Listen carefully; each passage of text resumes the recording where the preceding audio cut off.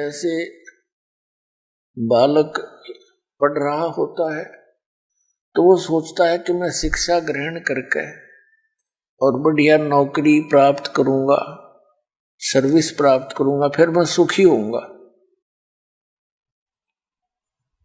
जब उसको सर्विस प्राप्त हो जाती है, विवाह हो जाता है, फिर बच्चे हो जाते हैं, उनकी परवरिश में लगा रहता है, फिर वो सोचता है कोठी बना लूं, बस फिर आनंद हो जाएंगे।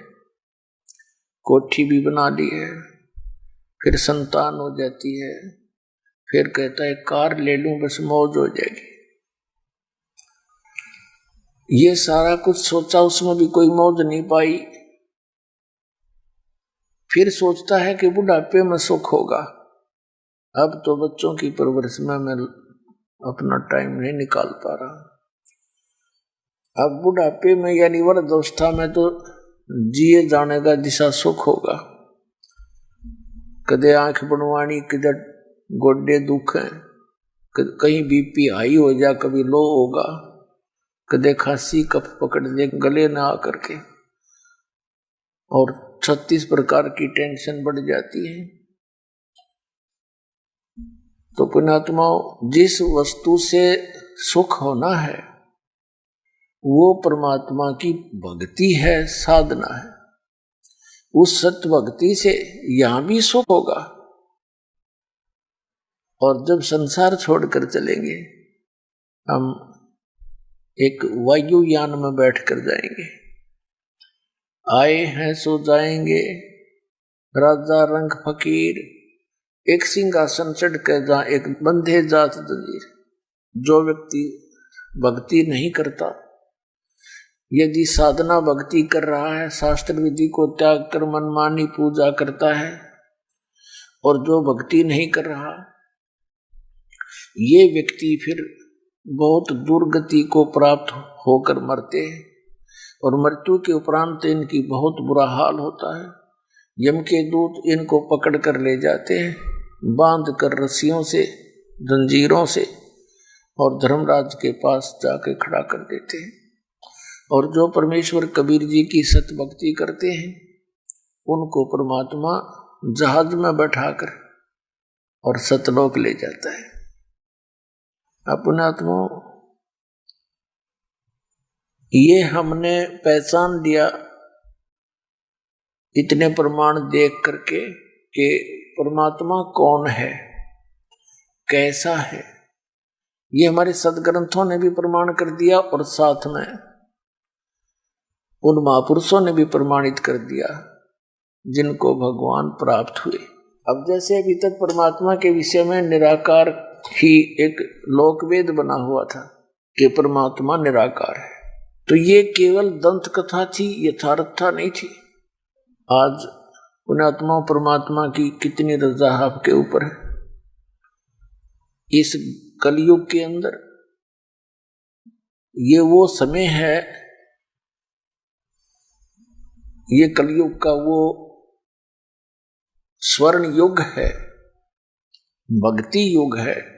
इसमें मोक्ष प्राप्ति होगी, सतलोक मिलेगा। और आपका जन्म मनुष्य का, और मनुष्य जन्म पाकर के फिर आपको ये स्थान मिल गया जहां से मोक्ष होगा, तो धन है आपके माता पिता जिससे जन्म हुआ। आप कितने पुण्यकर्मी प्राणी हो। लाल की कीमत को लाल नहीं जानता, जौहरी को ज्ञान होता है। ये दास जौहरी है, आप उस परमात्मा के लाल हो जिनके विषय में परमात्मा ने कहा गोता मारूं स्वर्ग में और जा बैठूं पैताल, कह कबीर ढूंढता फिरूं अपने हीरे मोती लाल। अब परमात्मा ने आपको शिक्षा दी पूरे विश्व को, और अब उसका तरीका, पहले तो स्वयं आते थे, प्रकट होते थे जगह, एक एक दिन में हजार हजार जगह प्रकट हो करके, और अपने बच्चों को तत्व ज्ञान सुनाया करते थे। उनको चार्ज कर जाते थे, उस भक्ति को करवाते थे, लेकिन कुछ दिनों के बाद हम फिर भूल भाल जाते थे, संसारिक लोगों की बातों में आ जाते थे, और परमात्मा को एक सिंपल संत मानकर हम उससे विमुख हो जाते थे। लेकिन वो दयालु चाहते थे कि इस भक्ति युग तक इनके अंदर भगवान की आस्था बनी रहे और इनके मनुष्य जीवन होते रहे, इनके अंदर परमात्मा की चाह बनी रहेगी। जैसा कि आज सत्संग में आपने सुना, सुबह के सत्संग में, कि 2 प्रकार से मानव शरीर प्राप्त होता है। एक तो टर्न वाइज मिलता है, 84 लाख योनियों के भोगने के उपरांत एक मानव शरीर मिलता ही मिलता है। यदि उस मानव शरीर में उसको परम संत नहीं मिलते, भक्ति प्रारंभ नहीं होती, तो फिर 184 योनियों का चक्कर उसका फिर शुरू हो जाता है। और दूसरा वो उनको मिलता है जो पहले जन्म में मनुष्य थे, उससे पहले में भी हो सकता वो मनुष्य हो। तो जो ऐसे मनुष्य जीवन से तुरंत मानव शरीर प्राप्त हैं, वो भक्ति में तुरंत लग जाते हैं। उनको चाहे कोई नकली गुरु मिलो, चाहे असली या कोई परंपरागत साधना हो, वो रह नहीं सकते भक्ति में। तो वो परमात्मा ने पहले हमारे साथ ऐसी लीला कर रखी है। जैसे आज से 600 वर्ष पहले मालिक जब आए थे, सन 1398 से 1518 तक, सन 120 वर्ष रहे थे और हमें तत्व ज्ञान सुना कर, मंत्र दे करके और हमें चार्ज करके।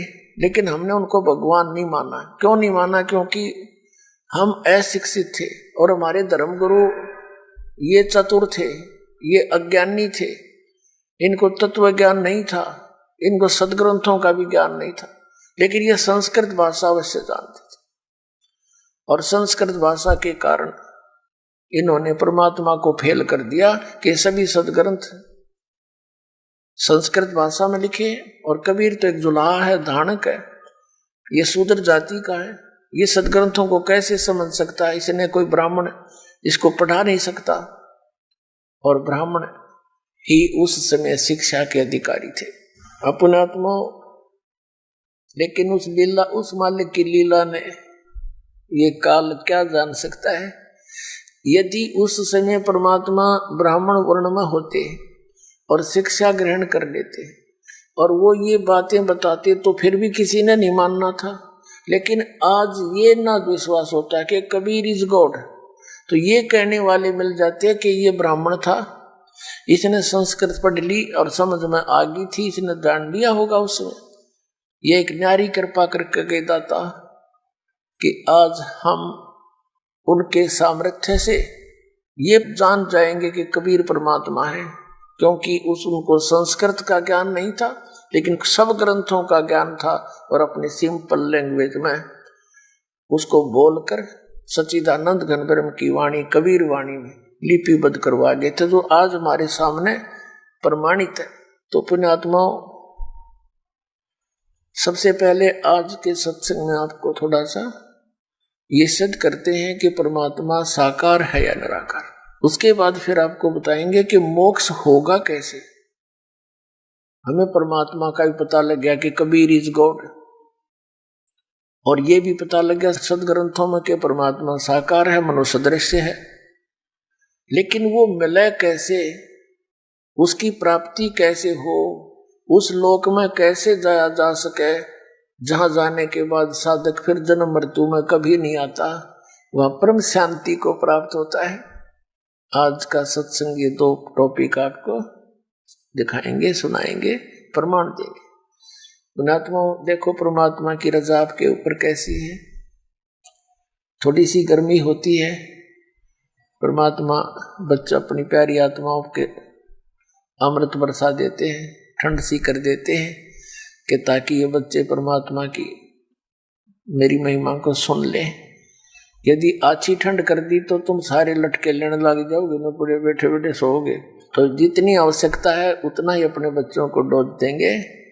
और पुण्यात्माओं, जिसमें पूरा विश्व इस सत भक्ति को स्वीकार करके और अपने अपने घरों में ये 5 यज्ञ किया करेगा, फिर देखना सतयुग में ऐसा होता था, इतने पुण्यकर्मी प्राणी होते थे, यदि कोई 10 व्यक्ति बैठकर और चर्चा कर देते थे कि भगवान वर्षा नहीं हुई, आपके बच्चे दुखी हो गए, उसी समय परमात्मा वर्षा कर देते थे। यानी कोई अभाव सतयुग में नहीं होता था।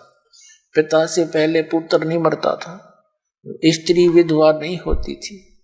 अपने आत्माओं जब हमारे कर्म सुधर जाएंगे और जो हम कर्म कर रहे हैं सत भक्ति ये पूरा विश्व करेगा तो सब वही सतयुग जैसा ही एक बार फिर से वातावरण होगा।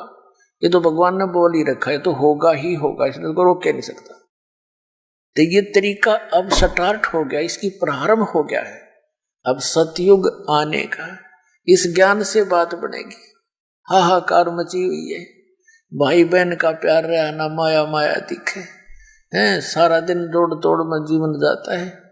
दो लड़कियां विवाह योग्य होगी, माता पिता की नींद हराम हो जाती है और उधर से रिश्तेदारों तक परेशानियां पैदा हो जाती है।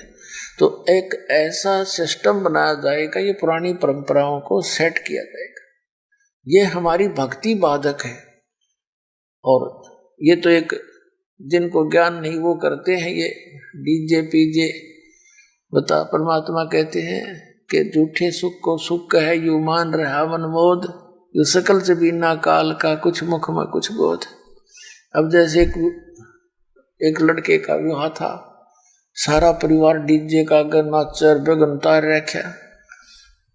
अगले दिन वो बारात जा रही थी, जिस गाड़ी में दुल्हा था 7-8 उसके साथी थे, एक टैंकर के टकरा के मृत्यु को प्राप्त हो गए। 7-8 आदमी थे उस कार में, सारे मर गए अगले दिन।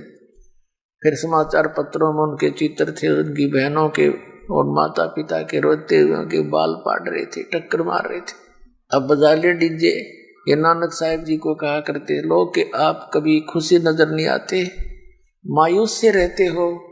तो वो कहा करते ना जाने काल की कर डारे, किस विध ढल जा पासावे, और जिन आते सरते मौत खुड़क दी उन्होंने केड़ा हंसावे। या ना जाने कब के बिजली गिर जा, अरिया डांस से नाचे। ये शराब नशे में कर सकता है ये आदमी ऐसे काम, होश वास में ये गलती नहीं कर सकता। विशेषकर भगत तो कर ही नहीं सकता, और भगत होकर ऐसा करता फिर उसका भक्ति का कोई रंग चढ़ा नहीं, वो तो संसार के ही रंग में रंगा हुआ है। तो नानक साहिब जी से फिर पूछा करते थे, हे भगवान क्या आप कभी प्रसन्न नहीं होते, आप कभी खुशी नहीं मनाते। आदरणीय नानक साहिब जी कहा करते कि साध मिले साढ़े शादी होंदी, विछड़ जा दिलगिरी वे, अख दे नानक सुनो जहाना, मुश्किल हाल फकीरी वे। कि जब सत्संग होता है, सत्संग क्या करते थे नानक साहिब जी, कहते थे जब सत्संग होता है और मेरे बच्चे वापस आते हैं तो मुझे खुशी होती है, और जब ये यहाँ से जाते हैं सत्संग होने के बाद अपने अपने घरों को, तो मुझे चिंता लग जाती है कि कहीं काल के दूत मेरे इस बाग को खराब ना करते हैं, किसी पौधे को कीड़ा ना लग जाए, यानी कोई काल का दूत भ्रमित ना कर दे। क्योंकि नानक साहिब जी के विरोधी बहुत थे, पूरा हिंदू समाज विरोधी था, सब ब्राह्मण विरोधी हो गए कि तो ब्रह्मा विष्णु महेश को कुछ नहीं समझता, इनसे ऊपर भगवान बताता है। तो कहते थे कि जब ये मेरे बच्चे वापस आ जाते हैं साधु संगत, तो मेरी खुशी का ठिकाना नहीं रहता कि ये बचे हुए हैं काल के दूतों से। तो कहते थे साध मिले साड़ी शादी होंगी, ये भक्त आते हैं सत्संग होता है वो हमारी शादी है, विवाह है, वो खुशी है।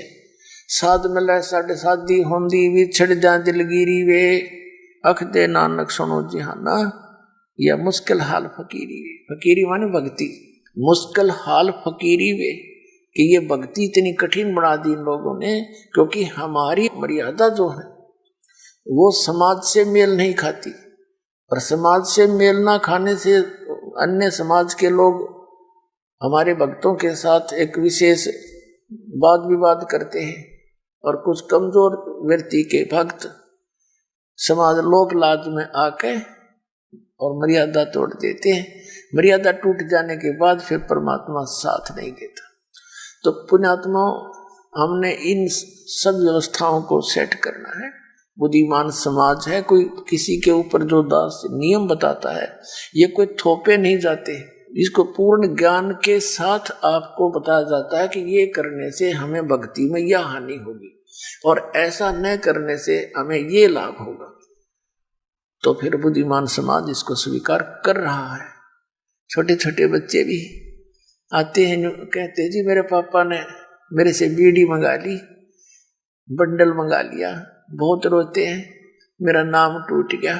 पापा तो बीड़ी पीवे और पुत्र माँ के साथ आकर ऐसी अच्छी शिक्षा ग्रहण करता है, तो उस पापा को भी समझना पड़ेगा एक दिन, और वो छोड़नी पड़ेंगी सारी बुराई। एक कह रहा था व्यक्ति ने बोला, मेरे को तो इस मेरे पुत्र ने लाइन पर लाया, जब मैं बीड़ी पीऊं ये उठ कर चला जा, और मुझे इसमें प्रेम गणा, और बीड़ी नो के पापा ये अच्छी चीज नहीं, इसको छोड़ दे। तो आखिर में मनवा छोड़नी पड़ी। एक भक्त कह रहा था जी, मैंने अपने लड़के से बीड़ी मंगा ली बंडल दुकान से, लेकिन वो डर के मारे चला तो गया। दुकानदार से बोला, अगले एक थैली लेगा साथ में या पॉलीथीन की, नो बोला इसमें डाल दे, मैं ना हाथ लाऊं इसके, और नो लटका के ले आया। नो बोला, ले पापा पकड़ तेरी बंडल। वो कहने लगा, क्यों ऐसे क्यों लाया तू? अगर मेरा नाम टूट जा, 5-6 वर्ष का लड़का था, मेरा नाम खंडित हो जाएगा, जा हाथ लग गया इसके। तो बुद्धिमान व्यक्ति था, वो भी कहने लगा, उस दिन मेरे एकदम जैसे घड़ों पानी पड़ जाया करे। अगर यू बालक तो इतनी समझ रखता कि इतनी बुरी चीज हाथ लाने में पाप इसके, और मैं पी रहा हूँ। बोला, मैंने उससे दिन तोड़ दी वो सारी बीड़ी, उसके बाद छुआ नहीं और नाम ले लिया आके।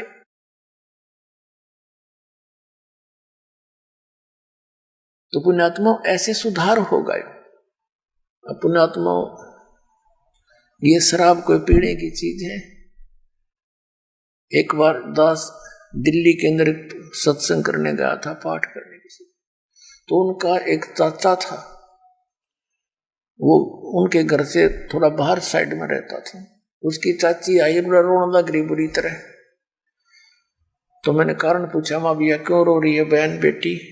उसने बताया, जी मेरा चाचा पालम एयरपोर्ट पे अच्छी सर्विस करता है और सारी की शराब पी जाता है। इनके घर पे कई बार तो आटा भी नहीं होता, यहाँ से ले जाती है। आज से लगभग 10-12 वर्ष पहले की बात है। वो कह रहा था, ये लगभग 20,000 रुपये लेता है और कर्जा कर रखा है इसने शराब पी के। अपने आत्माओं, वो छोटी छोटी बच्ची थी उसकी, 3-4 लड़कियां थी, लड़का नहीं था। तो वो लड़कियां भी बताती हैं कि महाराज जी, मेरा पापा आया करे ना जब घर पे, हम तो आते मेरी माँ को पीटे, हम माँ को छुटाते हैं तो हमें भी पीटता है। वो बड़े वाली थी, 12-13-14 वर्ष की। वो कहती थी, मैं तो अपनी माँ के ऊपर गिर जाती हूँ जब मेरी माँ को पीटता है, और मेरी छोटी बहनें चारपाई के नीचे घुस जाती है डर की मारी। बताओ, अरे जिस पापा ने उन बच्चों को सीने से लगाना चाहिए था, और वो इस शराब पी का आवे और वो उस तक छुपते फिरे। अब शाम फिर हम अगले दिन सुबह सुबह जा रहे थे घूमने के लिए, 3 दिन का पाठ करते थे। मेरे साथ 2-3 भक्त थे। तो बहन रास्ते में खड़ी पाई और कहने लगी, जी, और गेल उसकी सास आई, कहने लगी, जी आ जाओ, थोड़ी देर बैठ कर जाओ, चाय पानी बनावांगे। हम बैठ के, हम चल, इसका पति आया हुआ है, उसने कुछ समझा दो। हम वहां जाकर बैठ गए। हम उसके आंगन से मैं बैठ गए। गर्मियों का दिन था, सुबह सुबह छाया थी, सूर्योदय हुआ ही था, और वो जा रहा था घूमन फिरन सैर सपट्टे को। उसकी इंतजार में हम बैठ गए। उधर से उस बहन ने चाय बनाने के लिए एक डेगची चढ़ा दी चूल्हे पे, पानी डाल लिया और उसने उसके नीचे अग्नि जला दी। घर पर ना चीनी ना चा ना दूध। अब वो उस चूल्हे द्वारा बैठी लकड़ी जला, कम से कम आध घंटा हो गया। तो हमने सोचा, मैं कहा भाई क्या ना, वो आया और माँ बेटी हम भी घूम आते हैं, वो फिर मिल लेंगे उस तरह के। और हमने सोचे थे माँ चलिए चाय चढ़ा रही है, चाय पी के चलेंगे। हम नो ज्यादा देर लगाई थी। तो हम कहने लगे, उठ के हम चला उसकी सास को, हम माई हम घूम आते हैं। तो उसकी माई बोली, बेटी चाय लावा ना, महाराज जी जावे हैं। वो रोने लगी बैठ के। शर्मा जी ने पतीला भी चढ़ा दिया, डेगची चढ़ा दी। नौकर ने भाई कोशिश की, तो नो बोली, जी ना चीनी ना दूध, ना चाय की पत्ती। तो हम उठ कर चले, माँ बेटी तेरी हमने पिए ली, नो सोच ले जब तेरी भावना ऐसी है तो। फिर उसको समझाया काफी मारा निकम्मे। एक बात बता, तेने सामने बच्चों के लिए लेकर आना चाहिए कुछ फल फ्रूट, इतनी बढ़िया नौकरी तू करता है और तेरे बच्चे तुझे देख कर ऐसे छुप जाते हैं। तो वो बिना पिए था तो उसने सारी बात मान ली, आगे समझ में सच। तो उसने 2 दिन छुट्टी ले ली, सत्संग सुना, पुण्यात्माओं उसने उपदेश ले लिया। फिर तनख्वाह ठीक थी, तीसरे महीने मोटरसाइकिल कढ़ा ली, स्कूटर, बच्चा ने बढ़िया कपड़े लाया और ठीक ठाक घर की सेटिंग कर ली। तो ऐसे इस ज्ञान से धीरे धीरे सुधार होगा, क्योंकि हमारे आसपास बुराई घनी फैल गई। तो जो ना बुराई करना चाहते बच्चे वो बुराई में अग्रसर हो गए। और जब ये सच्चा ज्ञान और इस प्रकार का माहौल बढ़ेगा तो जो बुराई कर रहे हैं वो भी छोड़ देंगे, इन्हें उनको छोड़नी पड़ेगी। या कोई कर्ण का काम है, नाश कर्ण का, इज्जत नहीं, गली में पड़ा पड़ा कुत्ते मुत्ता उसके मुंह पे, ऐसा बुरा हाल। तो इस प्रकार ये ज्ञान सुधार में होगा। तो अब हमने सबसे पहले आपको दिखाते हैं कि परमात्मा कैसा है, फिर आज बताएंगे आपको वो कैसे मिलता है।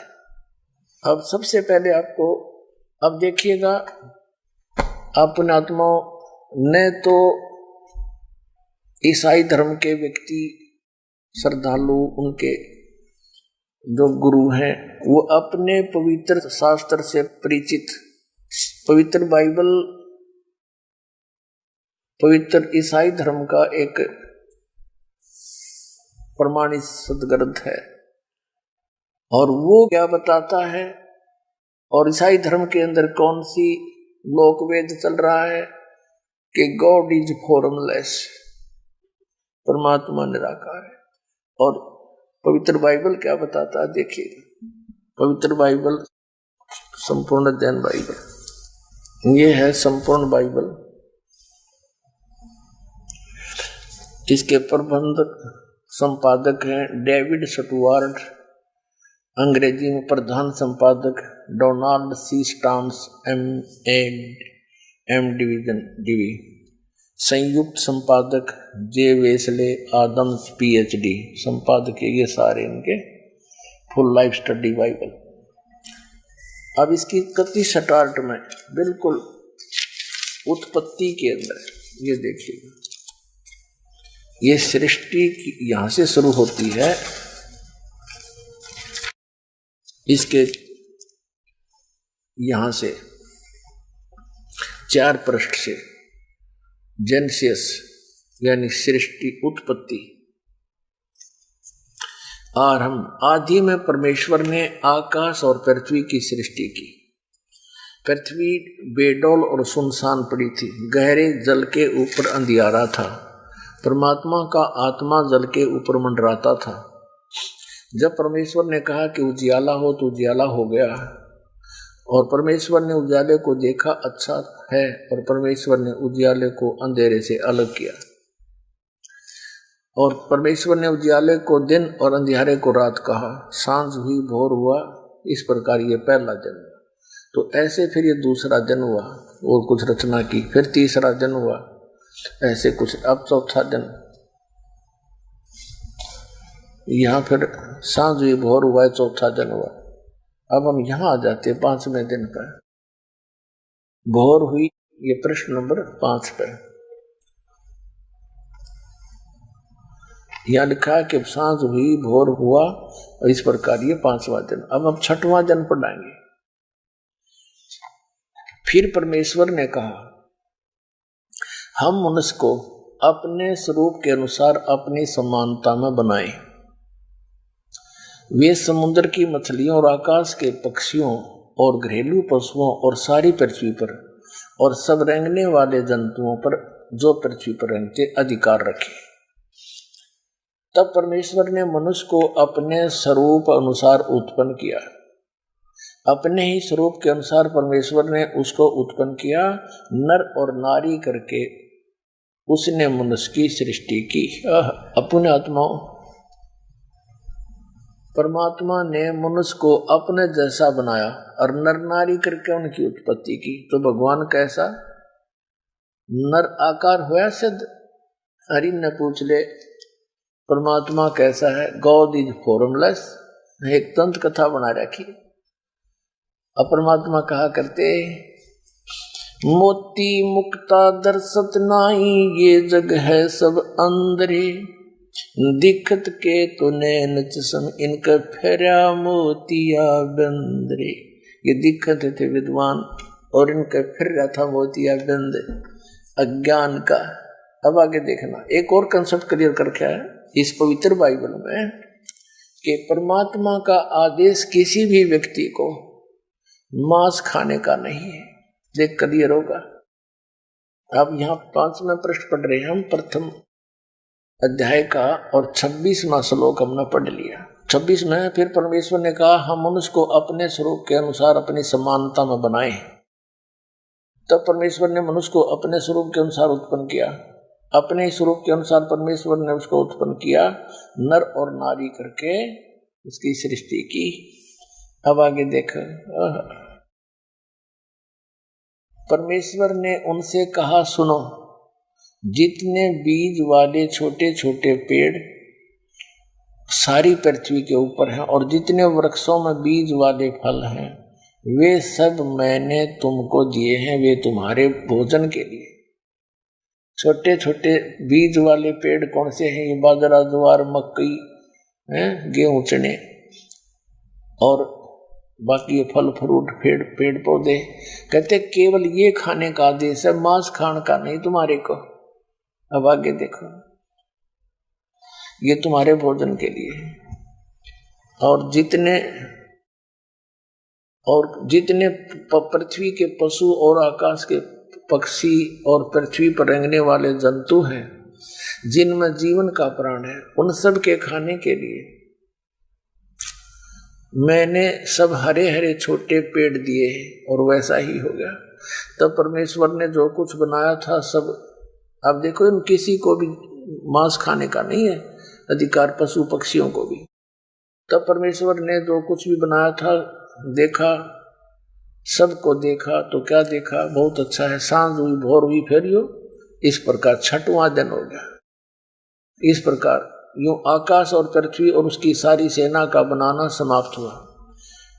फिर परमेश्वर ने अपना काम जिसे वह करता था 7वें दिन समाप्त किया और उसने अपने किए हुए काम से 7वें दिन विश्राम किया। और परमेश्वर ने 7वें दिन को आशीष दी और पवित्र ठहराया, क्योंकि उसमें उसने सृष्टि की रचना करके सारे काम से विश्राम लिया। अब ये जिसने ये सारी सृष्टि रची वो परमात्मा सतपुरुष है। उसने ये सारी सृष्टि रच कर फिर काल को हैंडओवर कर दी इस ज्योति निरंजन। फिर इसने आगे अपने पुत्रों द्वारा इसकी सारी व्यवस्था बनवाई। इसके लिए वैसे तो लंबा चैप्टर है इसमें, लेकिन हम अधिक ना जाएं गहराई में क्योंकि समय थोड़ा है। तो हमने ये सिद्ध हो गया कि परमात्मा ने एक तो मांस खाने का आदेश नहीं दिया और मनुष्य को अपने जैसा बनाया, तो परमात्मा भी मनुष्य जैसा ही है। यानी 6 दिन में सृष्टि रची और 7वें दिन विश्राम दिया। पवित्र बाइबल ने सिद्ध कर दिया कि God is in man form, परमात्मा मनुष्य सदृश है। उसकी स्वरूप की स्थिति तो कबीर परमेश्वर ने अपनी बताई रखी है कि वहाँ जीव आत्मा जाती है, हंस आत्मा, उसका तो इतना नूर होता है, इतना तेज होता है शरीर का, 16 सूर्य जितना प्रकाश ओनली पूरी बॉडी का। और नर मनुष्य जैसा ही है। और परमात्मा का एक रोमकूप में समझो, बाल में या रोमकूप समझो, करोड़ सूर्य मिला दे, करोड़ चंद्रमा, इतनी एक रोमकूप की शोभा है परमात्मा की। वो इतने समर्थ है। तो जीव और ब्रह्म एक नहीं हो सकता। जीव तो अलग है, जैसे आत्मा और परमात्मा ये कभी एक कैसे हो सकते? एक जैसे मनुष्य जो है एक मजदूर व्यक्ति है, एक राजा है, दोनों ही मनुष्य हैं, लेकिन उनके समर्थता में बहुत अंतर है। ऐसे ही आत्मा और परमात्मा में भिन्नता है। अब इसके साथ साथ आप किसी मुसलमान धर्म से के किसी श्रद्धालु से पूछिए परमात्मा कैसा है, कहते हैं परमात्मा तो बेचून है, बेचून माने निराकार। और पवित्र कुरान शरीफ हमें क्या संकेत दे रही है, देखिए ये कुरान शरीफ है, इसके विषय में लिखा है कि यह इस फारसी की यहाँ पर अरबी भाषा का ये हिंदी अनुवाद, यह वह इल्हामी किताब है जिसमें कोई संदेह की गुंजाइश नहीं, यानी इसमें जो लिखा वो हमने पूरा मान्य है, ये मुसलमान भाइयों की तरफ से है। इसमें जो लिखा है इसमें कोई अगर मगर करने की जरूरत नहीं, हमने ये फाइनल है, इसमें सच लिखा है। अब ये कहाँ से छपी है, मुतरजमा, ये इसका अर्थ है शास्त्रीय अरबी पदवी पर नागरी लिपि में, रूपांतरकार हैं नंद कुमार अवस्थी, और ये शेरवानी संस्करण। ये कहाँ से छपा है,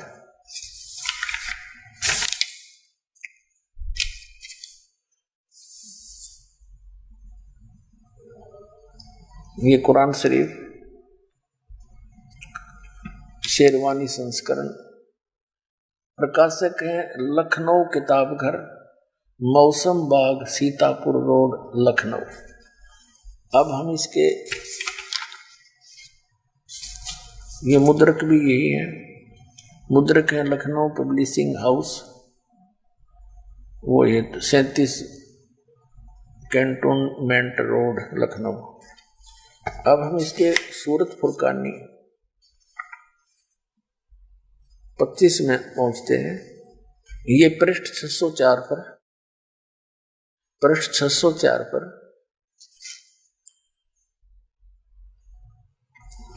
और ये कुरान शरीफ सूरतुल फुरकानी, ये सूरत फुरकानी 25 इसका।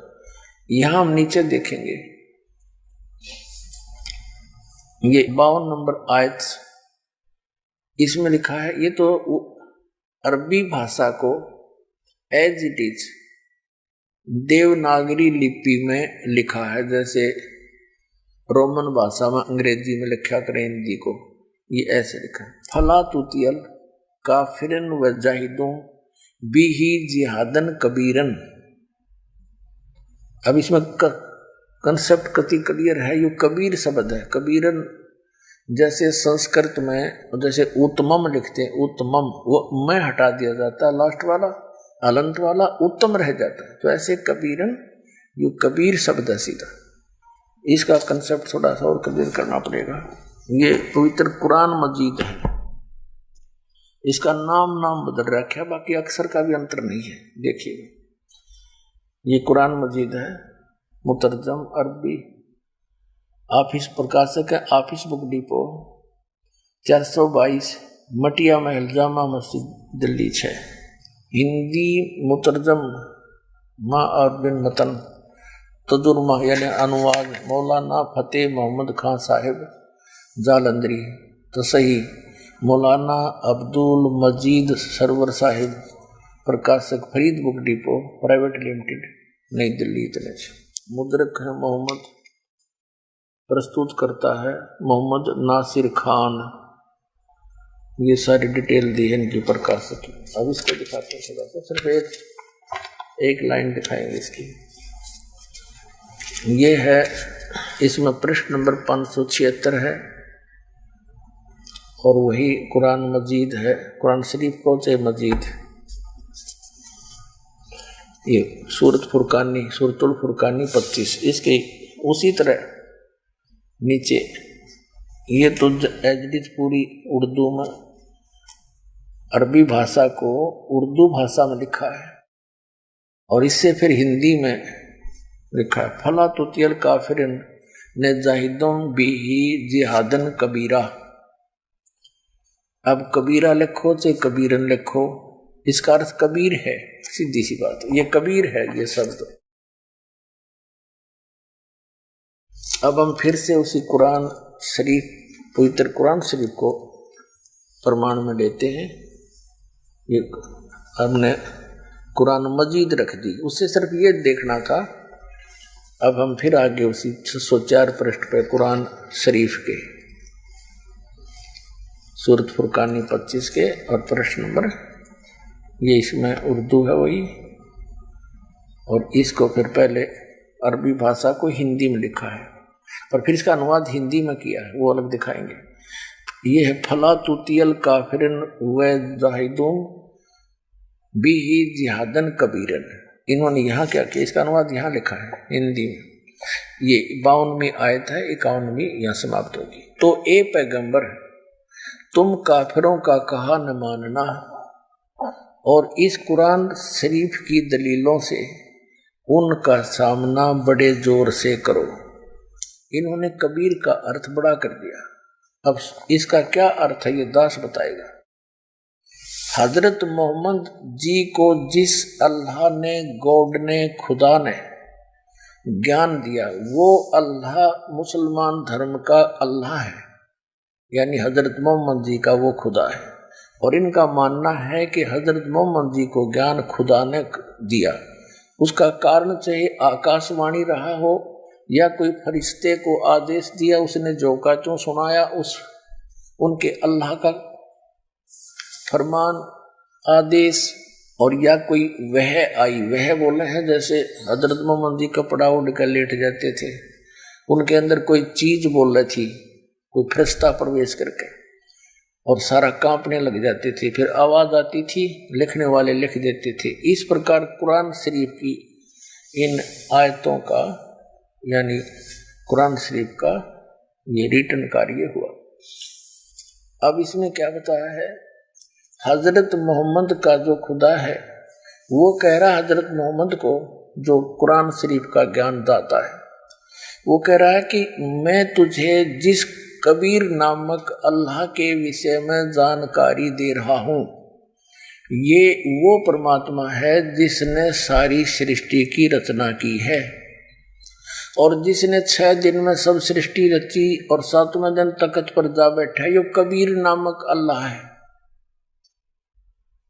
और ये पाप नाशक है। ये अपने भक्तों के, अपने उपासकों के गुनाहों को भी खूब खबरदार है, खूब जानता है, उनको नाश कर सकता है। तो उसकी खबर, जिसने 6 दिन में सृष्टि रची, 7वें दिन तख्त पर जा विराजा, वो परमात्मा कबीर है। उसकी खबर किसी बाखबर से पूछ देखो।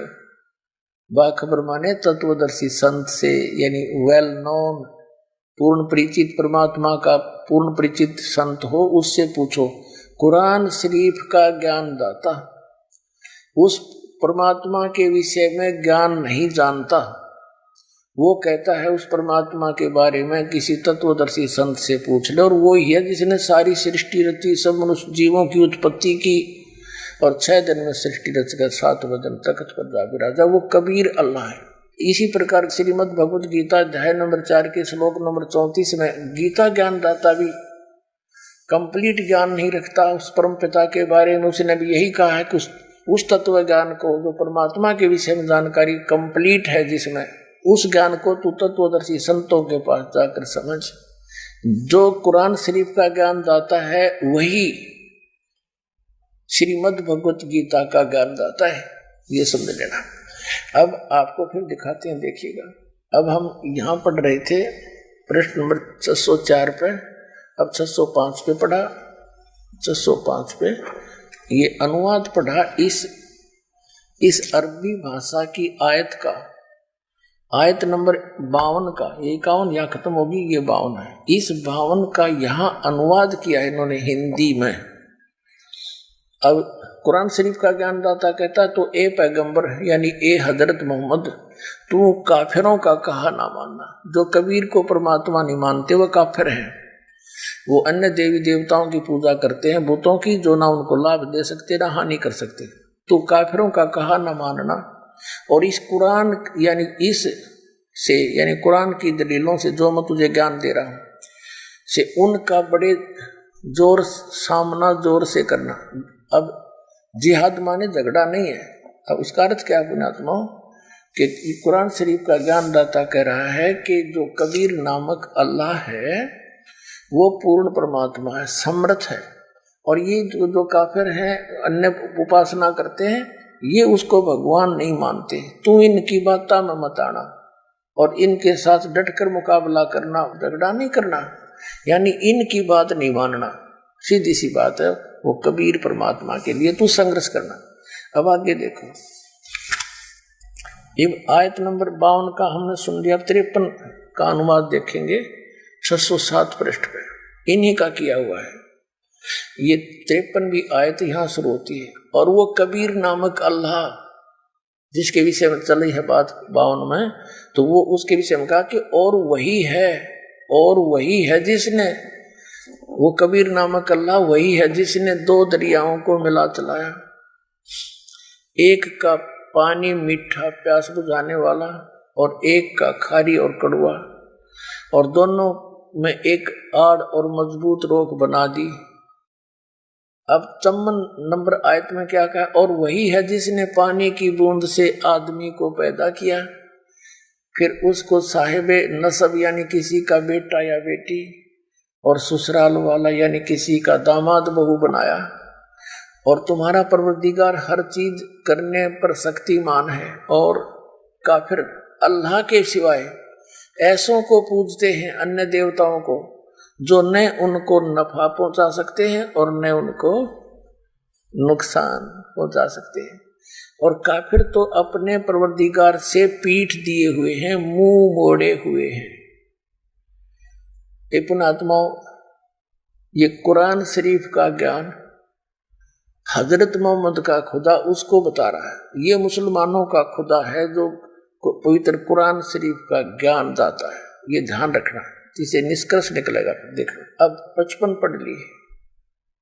काफिर तो अपने परवरदिगार से मुंह मोड़े हुए हैं, अन्य उपासना करते। अब 56 में, ए पैगंबर, हमने तुमको खुशखबरी सुनाने और सिर्फ अजाब से डराने के लिए भेजा है। और 57 में, इन लोगों से कहो कि मैं तुमसे इस अल्लाह के हुक्म पर कुछ मजदूरी नहीं मांगता।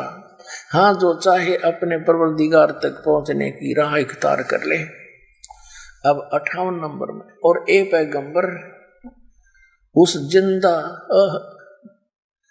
इसका अर्थ कर दिया जिंदा का न चैतन्य, ये जिंदा महात्मा के रूप में परमात्मा कबीर जी मिले थे। वो उस जिंदा पर भरोसा रखो जो कभी मरने वाला नहीं है, अर्थात वो अविनाशी है। और तारीफ के साथ उसकी पाकी बयान करते रहो और अपने बंदों के गुनाहों से अर्थात पापों से वह काफी, इन्होंने ये कबीर का अर्थ यहाँ काफी कर दिया। यह लिखना था वह कबीर खबरदार है, वो खूब जानता है। ये 58 नंबर आयत है। यहाँ दिए इधर 58 नंबर में यो खबीरा शब्द लिखा है। इवाद ही यू कबीर कहो चाहे खबीर कहो, थोड़ा बोलने में फर्क हो, जैसे अपने लोकल भाषा में फर्क हो जाता है। जैसे पलवल साइड में लोकल व्यक्ति वहां के पलवल को परवर बोलते हैं, परवर, वो पलवल नहीं कहते, परवर। और दरिया को वो दरिया बोलते हैं, दरिया। रे को ले को रे बोलते हैं, तो है मतलब वही। तो ऐसे इस भाषा में थोड़ा बहुत अंतर होने से खबीरा लिख दिया। यू है कबीरा, कबीरा को चाहे खबीरा, एक ही बात। देखना, ये इवाद ही कबीरा है। ये क्या लिखा है कि वाकफा बिही बिजुनुबी इवाद ही खबीरा। इवाद ही माने पूजा के योग्य, पूजा करण जोगा, भक्ति करण जोगा, तो वो कबीर है। यानी इवादही, जैसे कहते हैं ना इबादत, इबादत माने पूजा, इवादही माने पूजनीय, वो खबीरा यानी कबीर परमात्मा है। और इसका अर्थ यहाँ किया है, देखना इस 58 का यहाँ अर्थ किया है इन्होंने। ये 58वां है यहाँ से। ए पैगंबर, उस जिंदा पे भरोसा रखो जो कभी मरने वाला नहीं है, और तारीफ के साथ उसकी पाकी बयान करते रहो, उसकी पवित्रता, उसी की महिमा का गुणगान कर, और अपने बंदों के गुनाहों से वह कबीर। इसने कबीर का इन्होंने काफी कर दिया। खबीर का काफी माने बहुत घना बड़ा, वो खबरदार है। वो कबीर खूब खबरदार है, खूब जानता है। पुण्यात्माओं, जैसे कबीर परमेश्वर अपनी प्यारी आत्माओं को मिलते, उनका नियम है, उनके गुण हैं। तो हमने हिंदू, मुसलमान, सिख, ईसाई, जैनी आदि कितने भी धर्म बना लिए हों, लेकिन हम सब बच्चे तो उसी परमात्मा के हैं। अब जो भी यूं दिखाई देता पिछला पुनकर्मी प्राणी है और इसने काल दुरुपयोग करेगा। जैसे ये राधा स्वामी वाली पुण्यात्मा, अच्छी आत्मा के व्यक्ति थे, काल के कब्जे में आ गए, करोड़ों जीव बर्बाद करवा दिए, उनको परम धनी सिद्ध करके उनकी पूंजी कमाई का नाश करवा दिया, भक्तिहीन बना दिए, आगे साधना ठीक थी नहीं। तो क्या बताता है कि परमात्मा कहते हम मोहम्मद के पास गए थे, हजरत मोहम्मद के पास। हम मोहम्मद को वहां ले गए ऊपर, इच्छा रूपी वहां नहीं रहो, उल्ट मोहम्मद मैल पठाया, गुज बीरज एक कलमा लाया, रोजा पंग नमाज दे रे, बिस्मल की नई बात कही रे। फिर क्या बताते हैं कि मारी शब्द गऊ के तीरम, ऐसे होते मोहम्मद पीरम। कहते हैं जब हम मोहम्मद याद किया रे, शब्द स्वरूपी हम बेग गया रे, मुई गऊ हमने तत्काल जवाई, तब मोहम्मद के निश्चय आई, तुम कबीर अल्लाह दरवेशा, तब मोहम्मद का गया अंदेशा। परमात्मा कहते हैं कि नबी मोहम्मद नमस्कार है, राम रसूल कहाया, 1,80,000 को सौगंध जिन नहीं करत चलाया।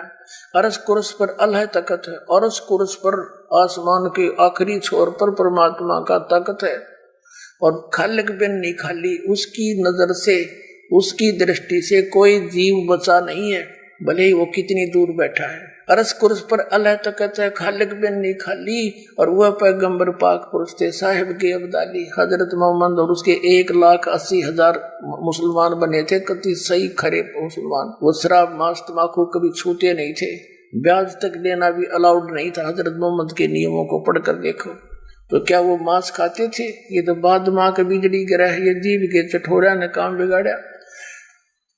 अब जैसे पवित्र हिंदू धर्म है, मुसलमान धर्म का इसलिए विरोध करता था कि वो मांस खाते थे। अब हिंदू धर्म में बिजली गिर गई, और सिख धर्म में कोई मांस का कोई नामो निशान नहीं, ग्रंथ साहिब में लिखा हो कि तभी मांस खा लो। शराब और मांस तो इनके लिए गाजर मूड़ी होगी। तो ऐसे समय आने पर उन पवित्र धर्मों में इन काल की प्रेरणा से ऐसे कुरीतियां शुरू हो जाती हैं। तो उस समय ये ऐसा नहीं था। तो यहाँ क्या बता रहा है कि उस हजरत मोहम्मद का खुदा यानी कुरान शरीफ का ज्ञान दाता। अब क्या कह रहा है, हम फिर से उस चैप्टर पर आते, देखिए ये आयत नंबर 58 हम फिर से पढ़ेंगे। हे पैगंबर, उस जिंदा पर भरोसा रखो। यो चैतन्य तक आप लिख दिया, अपने अनुवाद कर दिया। उस जिंदा पर भरोसा रखो जो जिंदा महात्मा के रूप में तुझे मिला था, जो कभी मरने वाला नहीं है, यानी अविनाशी है वो। और उसकी तारीफ के साथ पाकी बयान करो, उसकी पवित्रता की महिमा आप गुणगान करो। अपने बंदों के गुनाहों से वह काफी यानी कबीर खबरदार है, वो खूब जानता है अपने बच्चों के उनके बुराई जो करते हैं। फिर अब 59 में कमाल कर दिया, जिसने आसमानों और जमीन और जो कुछ उनके बीच में है सबको 6 दिन में पैदा किया, फिर तख्त पर जा विराजा। वह अल्लाह बड़ा, यह लिखना था, वो अल्लाह कबीर है। अल्लाह कबीर, बड़ा नहीं कबीर लिखना था। ये देखना, ये 59 नंबर आयत है। अरहमानु फसल बिही खबीरन, अरहमानु माने वो बड़ा रहमान दयालु है, खबीरन बिही का अर्थ बड़ा होता है, और कबीरन माने वो कबीर है। या देखो ये लिखा है कि वो बड़ा रहमान है, जिसने आसमानों और जमीन और जो कुछ उनके बीच में है सबको 6 दिन में पैदा किया, फिर तख्त पर जा विराजा। वह अल्लाह बड़ा, वह अल्लाह कबीर रहमान है, दयालु है। तो उसकी खबर किसी बाखबर यानी इल्म वाले से, तत्वदर्शी संत से पूछ देखो। ये 59 नंबर आयत है। पुण्यात्माओं, इन दोनों पवित्र सदग्रंथों ने रल मिलकर पवित्र बाइबल ने, पवित्र कुरान शरीफ ने रल मिलकर ये सिद्ध कर दिया कि परमात्मा साकार है, नर आकार है, सह शरीर है, उसका नाम कबीर है। दो धर्मों के सदग्रंथों ने तो सिद्ध कर दिया। अब अपने हिंदू धर्म के, पवित्र हिंदू धर्म के उन पवित्र सदग्रंथों में सिद्ध करते हैं कि परमात्मा कैसा है, उसका नाम क्या है। पवित्र वेदों में अब ऋग्वेद के 4-5 श्लोक हैं, कति कंसेप्ट क्लियर कर देंगे कि वो कबीर परमात्मा है और वो मनुष्य जैसा है और वो ऊपर तीसरे मुक्ति धाम में यानी धूलोक के तीसरे पृष्ठ पर रहता है और उसका बंदी छोड़ नाम है कबीर। बंदी छोड़ पाप नाशक है। अभी दिखाते हैं, देखिएगा। ये है ऋग्वेद मंडल नंबर 9 और 10 इकट्ठा ही अनुवाद है और ये अनुवाद भी पुण्यात्माओं एक और कमाल की बात है। इस पवित्र ऋग्वेद के अनुवाद करता भी वही व्यक्ति है जो भगवान को निराकार मानते हैं और अपने हाथ से परमात्मा ने इनकी कर कमल से लिखवा दिया। दाता ने आपके लिए रहम कराया और स्पष्ट करवा दिया। ये आर्य समाज महर्षि दयानंद सरस्वती द्वारा आर्य समाज की स्थापना हुई और महर्षि दयानंद के ही चेलों ने और महर्षि दयानंद ने वेदों का अनुवाद कर रखा है और महर्षि दयानंद और उसके अनुयायी परमात्मा को निराकार मानते हैं, वो किसी अवतार को भी नहीं मानते।